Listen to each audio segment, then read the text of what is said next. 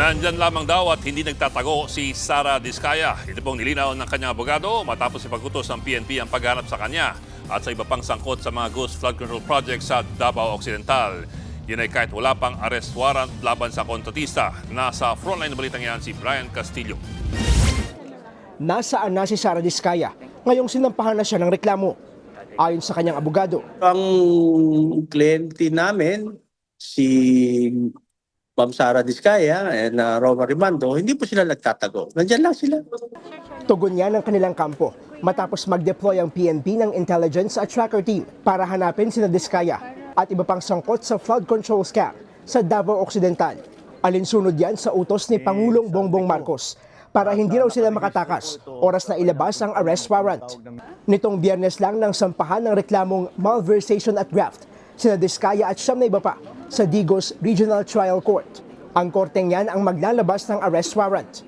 Nag-ugat ang reklamo sa 95.5 million pesos na Ghost Flood Control Project sa bayan ng Jose Abad Santos. Ayon sa PNP, pinaiigting na nila ang kanilang pakikipag-ugnayan sa iba't ibang ahensya, pati na sa mga airport authorities at mga LGU, partikular kung saan huling nakita si Diskaya. Nilirespeto naman daw yan ng kampo ng mga Diskaya. Wala rin daw silang balak tumakas. Basta nandyan lang sila, ma'am. Kung may balak silang tumakbo, noon pa. Iginiit din ng abogado ni Diskaya na hindi ghost project ang ginawa nilang proyekto sa Davao Occidental. Nagkaroon ng mga problema yung sa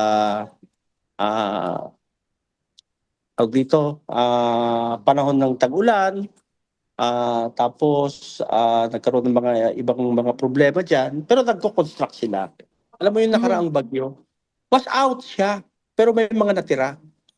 O ngayon, ni-repair ulit kasi nga nasa warranty yan eh. Nasa warranty, wala pang 22. Ito, finish na lahat. Finish na lahat. So wala siyang ghost project talaga. Samantala, ibinunyag ni Ombudsman Boyeng Remulla sa panayam ng DZRH na may dalawa pang malalaking isda ang sasampahan nila ng mga reklamo sa mga susunod na araw. Kaugnay pa rin ang flood control scandal. Kabilang dyan ang isang senador.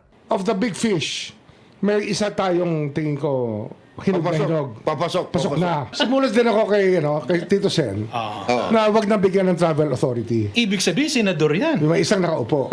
Sa ngayon, hindi pa raw natatanggap ni Senate President Tito Soto ang request ni Remulla. Nagbabalita mula sa frontline. Brian Castillo, News 5. Mga kapatid, Ed Lingaw po, maging maalam at may pakialam sa mga napapanahong balita sa ating bansa. Para sa mas malilimang pagtalakay at paghimay sa mga issue at headlines, mag-follow at mag-subscribe sa social media pages ng News 5.